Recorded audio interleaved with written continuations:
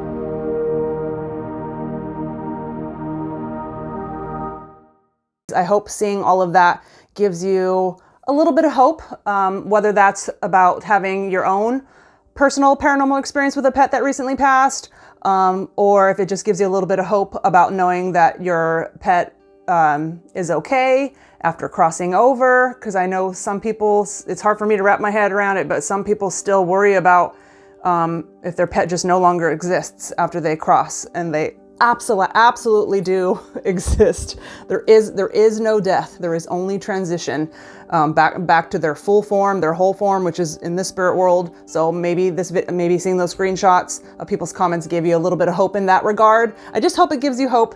I just hope seeing the comments gives you, some faith or some trust in any regard. You know what was crazy, as I was going through the long, tedious process of going through all of my comments on those 4 videos, and it's a lot. Holy cow, it was very emotional because not all the comments are, from people telling me their experiences. They're just from people that are telling me the sad stuff about having to put their pet down or how their pet passed. And so I'm a little bit emotionally drained, but it was worth it if you get anything out of this video. But as I was going through hours of looking through these comments to know which ones to screenshot, this dove kept landing on my windowsill over and over. It would leave and come back, leave and come back. And I would look at it and it would just stare at me, and then would fly back to the tree and then come back again. And I thought that's strange. I just feel like it was, the presence of spirit letting me know, like, make this video. It's good that you're making this video, kind of thing.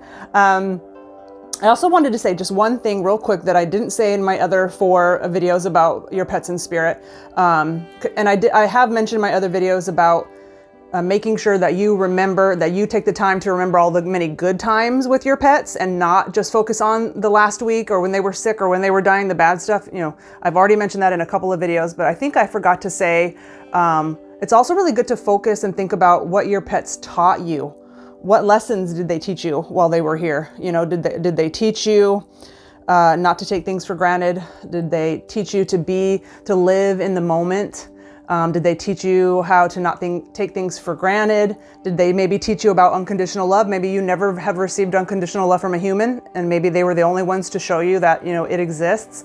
It's going to be personal to you, right? So, but yeah, I felt called to tell you to take some time and think about what your pets taught you, because that's the whole reason why souls reincarnate together in the first place.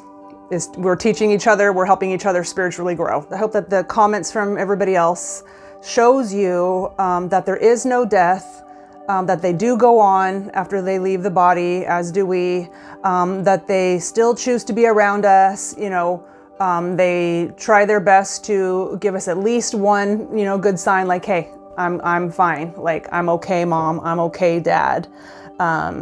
So yeah, I hope that's what you get from this video, that they're okay, that they still choose to visit us. They still choose to come sleep with us and hang out on the couch with us long after they've left their body. That doesn't mean that they're here 24/7.